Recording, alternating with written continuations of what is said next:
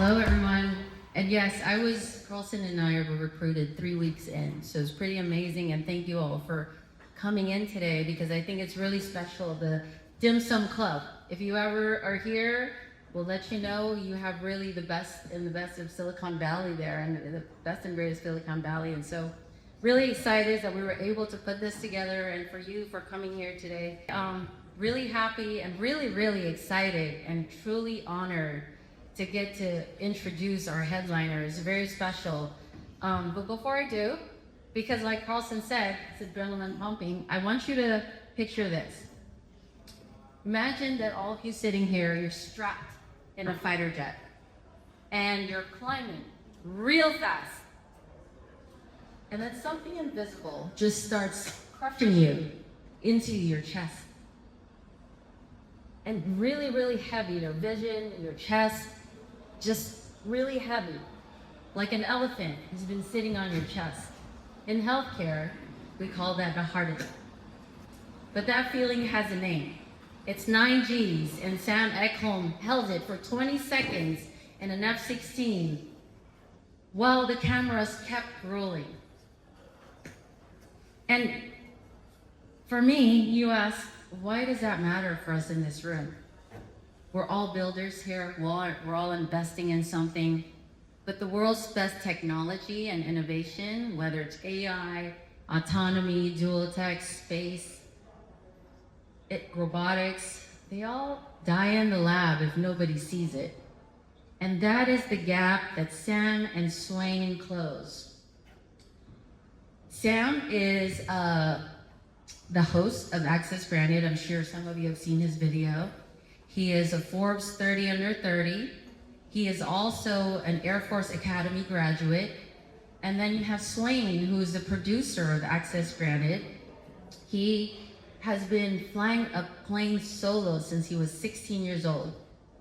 And he was actually from a non-pilot family, and he got his pilot's license before he even got his driver's license. And he started flying a commercial plane. He was a commercial pilot by the age of 25. So really amazing team, an amazing group they are. Access Granted is a creator-led media team, and they really highlight some of the top secret stories. And he also spotlights, the people who serve, the missions that people carry out, and also the top technology and innovation that we're all driving forward. So, don't take my word for it. Let's watch a quick video of one of their adrenaline pumping series here. Take one. Welcome to Access Granted. Right now, I'm flying inside a UH-1 Huey, transporting a nuclear warhead. This isn't Hollywood. This isn't a movie set. It's real. And today, I'm taking you inside. We're traveling the globe to take you inside some of the world's most secure facilities, pulling back the curtain on the missions, the technology, and the people pushing the limits of what's possible. We're going where very few people have ever stepped foot, to places cameras are almost never allowed. And just because it hasn't been done before, Here we go. doesn't mean it can't be done. Behind every mission are extraordinary people doing extraordinary things. This series is about telling those stories and highlighting the people you don't often hear about. Every system, every decision, and bringing you closer than you've ever been before. Right now, I'm surfing on the back of a C-17. This is Access Granted.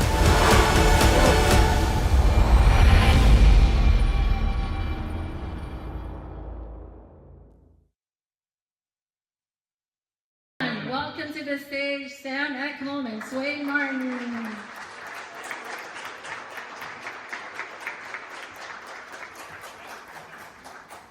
Wow, thank you guys. We appreciate it. We need to bring you on as a producer on our show. That was a hype intro. Wow. Well, it's so exciting to be here. You kind of did my job for me, but just to give you guys a little bit of a background, my name is Sam Eckholm. I'm a veteran. I'm the host of the Access Granted series, and I'm a storyteller, first and foremost. But this is also an exciting event to be at because we're local. Our team is based here. We actually have our office in the marina on Lombard Street, and we travel for all of our videos, so we're not doing a ton of filming here. This is where all the post-production happens. This is where our daily lives happen. And so we're pretty excited to do one of our first ever events like this here in San Francisco. I know we have people from all over too, but if you're a local here, it's good to be here. What's up, everyone? Swayne, you want to say hi? All right, nice to meet everybody. So we're so excited to be here. It's just been a few weeks since we talked to Cynthia and Carlson, and we're able to make this happen. We love being right down the road and being able to do this in our backyard. As Cynthia mentioned, my career actually started as a pilot. I currently fly the 787 Dreamliner all over the world. I absolutely love it. But what really got me into doing what we do today is I grew up watching things on the History Channel, the Military Channel, the Discovery Channel. All of those shows you used to watch before they transitioned into reality TV, that's what we produce. And I think it's so exciting. It's the kind of thing that got me into aerospace, and I'm so excited to be a part of this team.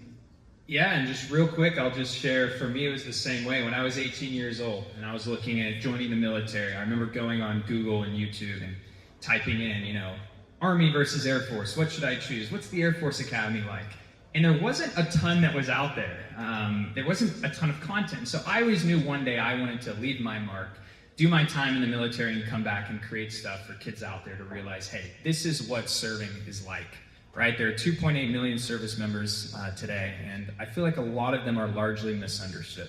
So it was our goal to help translate that, to humanize it, and to show the general public, the taxpayers, what this amazing world and what the opportunities are like in the military. So for today, though, I can kind of sum up our talk with this line right here, that the best technology rarely wins on merit alone. Now, I got a little bit of background of who's here in the audience, and I know we have some amazing people representing some incredible companies, whether you're in startup phase, whether you're established, whether you've done government contracts or you want to do government contracts.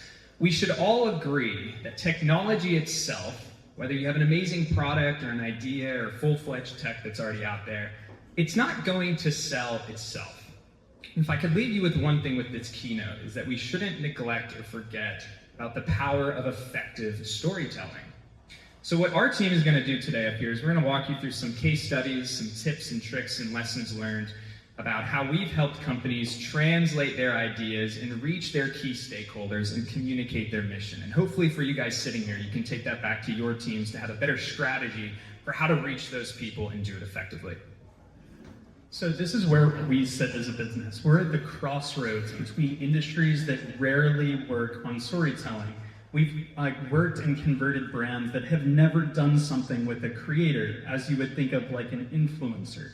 Boeing, Airbus, United States Air Force, Space Force, Lockheed Martin, Raytheon, and many, many more. We sit at that crossroads, bring what those really important stories, missions, and pieces of technology are for into a digestible medium. And for us, YouTube is actually the largest streaming service in the entire world. It beats Netflix, it beats Prime, HBO, all of it. And around 60 to 65% of our viewership is actually on TVs. So very highly viewed content, episodic, and we make around 12 to 16 episodes per year.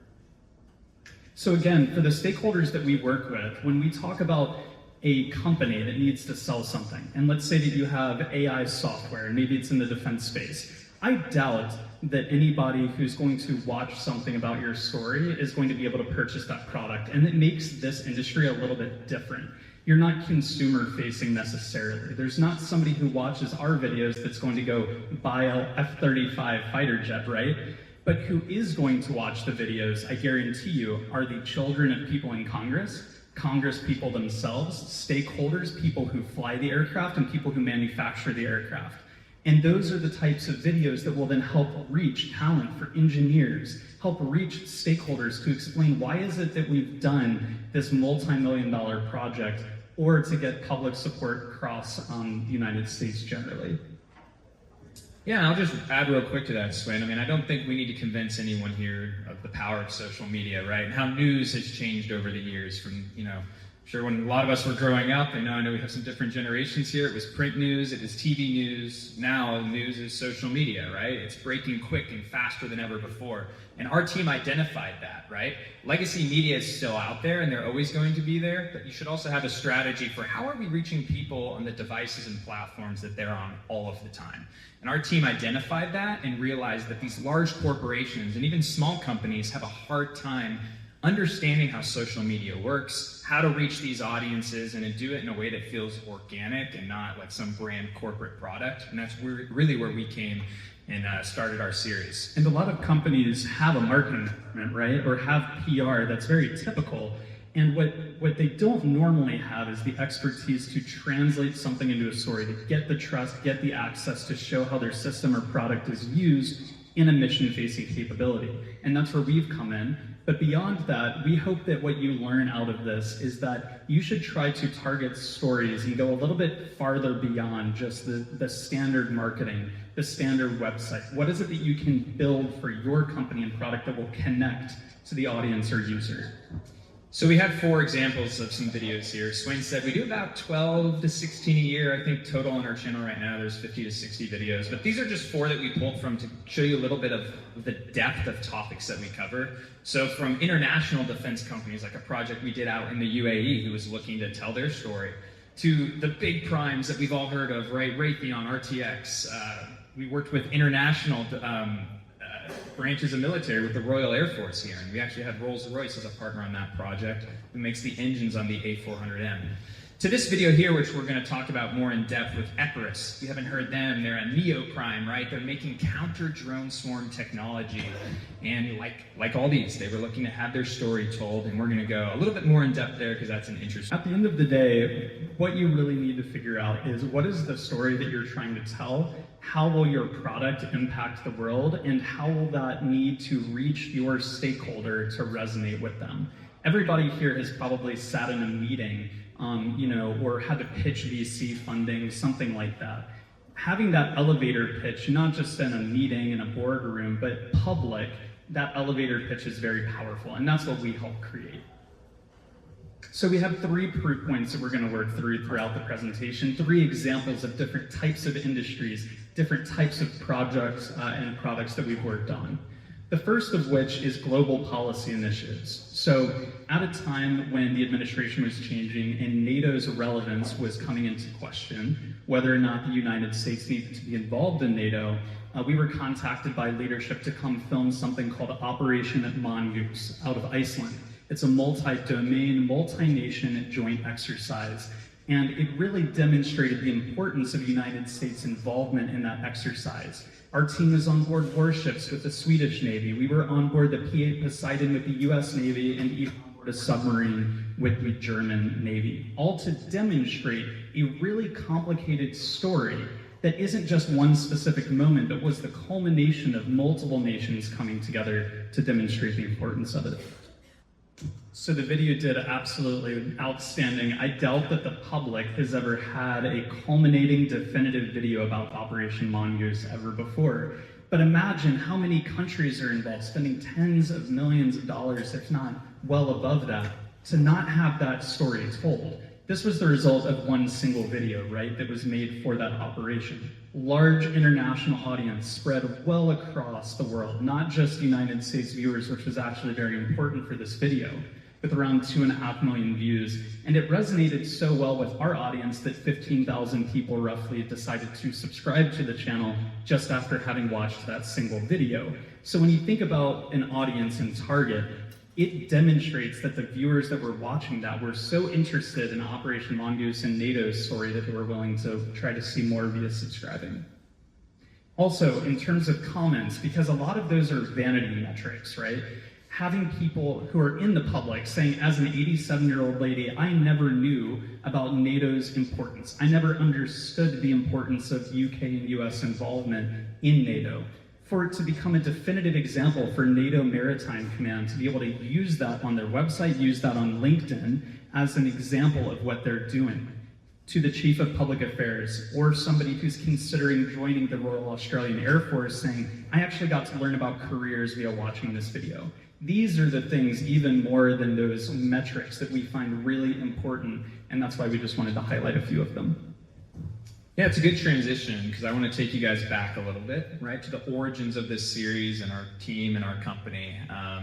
When this all first started for me, after I served in the Air Force, and I just had this idea of like, I feel like I've got something here. I don't know exactly what it is, but I think I have a format and a style that could do really well, provide a lot of value for so many people. It was initially rooted in recruiting, right? It was what I said earlier. My goal was to connect America's people with America's military and take them behind the scenes on these thrilling missions. Initially, I was behind the camera, I was filming and editing, and I didn't get in front of the camera until I got annoyed at someone for not saying the lines the way I wanted. And I was like, all right, let me give it a try. And then I kind of noticed something. So I always say that I'm not the story, I'm just the host. I'm the person who helps translate this incredibly complex world of the military and missions in a way that people can understand. But the reason we first started was for recruiting, right? It was to help those young kids out there figure out where they wanted to join, maybe make a decision whether the military is for them or not for them. And one of our early partnerships that was instrumental in our company was a partnership we did with US Air Force recruiting that later then led into being the first creator to ever work with the United States Space Force. So just like the people out here in the audience who might have a company that is new, that is complex, that's hard to tell a story on, well, the United States Space Force had that exact same problem. It was the newest branch of the military. No one knew what they didn't know if this was some future sci-fi Star Trek service or if it was something that they'd actually be interested in joining. But here's the hard thing, because when companies come and want to work with us, they usually don't give us the most exciting stories to tell, right? A lot of the times, these aircraft carrier videos, these fighter jet videos, they've been done before. You don't need to sell a young kid out there to be a fighter pilot. Everyone wants to be a fighter pilot. But what about being a cook, right? What about being a missileer that sits, 60 feet below the surface of the earth, just in a room with a key, day in and day out, hoping the world's worst day never comes? What about the cyber officer who's behind the scenes of a rocket launch, in this tiny dark room that never sees the light of day? How do you communicate those stories and get people to be interested in them? And that's where our team really put our heads together. We wanted to be authentic and truthful, but we also wanted to be honest. And the military recognized our skills in helping tell those stories, and that's the number one thing I'm most proud of our team, is that we're able to tell stories that might not be the most visual, but we can still make them interesting. And I would definitely say, when we look at companies that don't have, something that's tangible or physical, it's not as exciting as being on a boat or in an airplane. Showing how technology works in the context of a mission is just as exciting. So if there's AI software that's helping make a mission possible, why not put on a scenario with an interesting, tangible mission and show how it's integrating, right? So whatever technology you're working on, even if it's not something that's oriented towards being in a nuclear missile silo, there are all sorts of cool stories that you and your team should try to think about and say, what is an interest that we can connect to that audience? So about a year ago, we did a big rebrand of the series, right? And we launched the name Access Granted. I know Cynthia did a good job explaining what that is. A while to kind of come up with this name because we wanted something that wouldn't limit us, but also gave us kind of a lane to explore some new styles and new formats. Like I said, this show for the longest time was kind of just me, and then I brought a team on to help me tell their stories. And when we came up with the name Access Granted, it was really exciting because all of our episodes are rooted in that access and that reputation that we built. But having a name like this allows us to expand just out of military recruiting and into aerospace and defense as a whole, and even private industry stuff and civilian organizations, which we'll talk about here in a second. So this is how we operate now. We operate under the shell of Access Granted, where we take cameras where normally they're not allowed and show people things that we like to say is uncovering the extraordinary. And one of the specific videos I wanted to talk to you guys about, especially being here in San Francisco, is an episode we did on the San Francisco bar pilots. So again, this is not defense, this is not aerospace, but it's a visually compelling story and something that we wanted to try. So I bet some of these people in this audience have maybe walked by Marina Green down Chrissy Field and seen the big cargo ships that come in and out of the Bay Area. But I bet you didn't know that there's a group of expert maritime ship captains called bar pilots who board those huge vessels 50 miles outside of the Golden Gate and help navigate them safely into the ports. Now, this actually exists all over the world, no matter what port you're in. You have to have an expert come and basically dock the ship. It's not like airline pilots, like Swayne knows, where they're trained to land everywhere in the world, right? Every single port of entry is different. The seas are different, the swells, the hazards, the tides. You have to have a local expert do it. And it's a thrilling, incredibly visual story to tell of them like climbing up these rope ladders onto these huge, massive ships. And I didn't even know it was a thing either. The only reason we heard that this existed is because I was walking to the farmer's market at Fort Mason one Sunday, and the bar pilots had docked their boat right there and were going to get a coffee, and I introduced myself, said hello, and they told me a little bit about their mission, and that's how this story came to be. This episode, especially being here in SF, is the one we get stopped and recognized for the most, because everyone's like, no, every time I see those cargo ships, I know about the bar pilots. And it's pretty cool. And by the way, the thing that's really interesting about these bar pilots, and kind of back to defense a little bit, when they board vessels offshore, they assume command of any vessel of a certain size coming under the Golden Gate. So if that was a submarine, if that was an aircraft carrier, if that is a cargo ship, it's the same group of civilians working for the bar pilots that come on and assume command over that vessel, even military ones. I thought that was fascinating. The fact that people now understand, one, what taxpayer dollars are going to. You can see some of the comments here. Lifelong Bay Area resident has no idea that ships were doing that out there. You have former active duty members of the Coast Guard chiming in.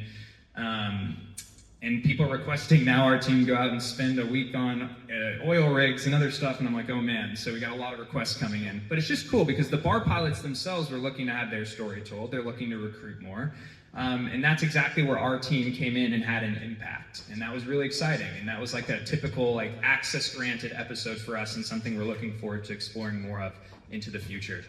And in terms of other partnerships that look like inside of defense, you know, when you have a company that spends hundreds of millions of dollars on a system but never has the opportunity to show what that's like, this is an example of us working with RTX on their SPY-6 radar, where we actually went in that center video to their factory for the very first time to show something that had never been shown before, that had lots of classified elements that we weren't able to film. And then we were able to embed with the US Navy and show how that radar worked in person, right? So very powerful for their team to be able to demonstrate. Now, I would be remiss being in San Francisco this year without mentioning AI at least once during a conversation. We don't use AI very much in terms of generative video because we tell real, lived human stories. However, when we're working with a company or we're working with a unit and need to provide a visual to get them excited about working with our team, I'll absolutely create some images for our team going out and shooting something before it's actually occurred. Projects that are in the future, some of them might be on the board right now. And in terms of like Neoprime Tech, kind of the dual tech summit information like Epirus, this is the perfect example of our last example we wanted to show you of really where storytelling fits in. So Epirus makes a counter UAS technology specifically designed for countering drone swarms using microwave radiation to shoot them down. And they have a contract with the Army. They've gone through a successful series of funding. Sam was actually on that video, and I'll let you lead with the world record that they were attempting to set. Yeah, we had a company come to us, and they're like, we've got this really cool technology. We'd love your team to help tell the story. It's oftentimes hard for us internally, because when we're only doing 12-ish videos a year, we have to be strategic on what ideas we say yes to. And this one was interesting, because they have a really cool product, but it's kind of hard to show it visually. Right? Like these are invisible beams of energy that go out and take out drones. They hadn't really done a demonstration before. And so when our team looked at, okay, how are we going to do this effectively? We decided, I think it is doable, but we have to make sure we're doing it right. So the first thing we looked at is why would the audience care? Why is the audience going to be interested in a company that's making counter-drone technology? So in the final video, we started it with showing that why. We were able to use current events, right, with what's going on in Iran and Ukraine to tell people, hey, this technology is incredibly beneficial and here's why it matters. Then we did a deep dive into the company itself. We went out to their factory, we interviewed their CEO, we did the whole walk around of the product, right, to get people up close to what this thing actually is. And then we capped it off with a demonstration, which I told Epirus, I was like, if we're gonna do this video, we need to see it in action. So initially the idea was to do a world record, taking down 100 drones with a single burst of energy. Well, the FAA kind of didn't like that idea, so they ended up giving us 49 drones, which wasn't quite a world record, but it was still pretty cool.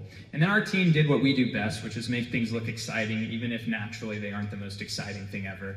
And this was a pretty big win for us, because it was our first time really working with not necessarily a startup, but an early company that's trying to get some big contracts and funding and was just looking to have their message shared. All right, and in terms of, again, turning that system into a story, right, you could see how the CEO of Eckholm tried to use common language for the audience that it was going to, which was on media and on YouTube, talking about the same power that's in your wall as what's powering this amazing piece of technology that's brand new and might be understood. And Sam, is there anything else you want to add about, like, I know wrapping the drones in tinfoil, there were some experiments to that topic to make it relevant. Yeah, because we'll do Q&A here in a second, but the number one question I always get is people asking for advice on social media, you know, how can we create these stories ourselves and do a good job? And it's sometimes hard to answer because we've spent years figuring out how to tell these stories and communicate it in a way that anyone can understand, and that's what our team specializes in. Now, of course, there are lessons you can learn, and we can get into a few of those, but we had to dig deep for this one. Because this was not the first video ever made on Airbus. It's not like we're the only video out there. But I think we were the first one to really crack the code on do it in a way that many people can understand and want to click on. Because every video we upload, we're making it for the defense audience. We want anyone to be able to see that come across their feed and be interested to click on it and watch it, which goes into the thumbnail of the video, the title of the video, the intro hooks to the video. There's a science to it, like everything. And that's, again, one thing I'm pretty proud of our team for doing. And in terms of the results, like the conversations that spurred out of something that's as somewhat nebulous as new drone technology were really interesting. We had comments, public comments on YouTube with people talking about, well, how many drones would it take for there to be a kinetic impact, meaning a drone coming through and actually taking out Leonidas? Basically, starting the conversation about very specific technical questions, things that generated interest, buzz, and conversation related to that. And of course, for the actual Eckholm team, this became sort of a marquee example for them. Now, one campaign with this company resulted in over 50 million views and impressions, over 800,000 engagements, meaning likes, shares, comments, etc. Very, very powerful for this brand. And for a brand that's going through a later series of funding and trying to get their name known across service branches, this was an extremely effective project for them. So when we're building your dual-use technology, your strategy for these communications cannot be a rushed afterthought as you're getting close to launch, as you're getting close to series rounds. We absolutely think that with your own marketing team who you're hiring, or if you partner with a group like us, this is absolutely as important in many ways as the product that you've spent so many years building. Just like how we walked out here and had our sizzle trailer, right? I think that's one of the most powerful things you can have, is a visual example of what it is that your company does. So whether it's a team like ours, whether it's your in-house team, whether it's someone else you're working with, having that strategy, not making it an afterthought, and realizing that effective storytelling can be the biggest difference in achieving your company's goals, reaching the audiences and stakeholders you want.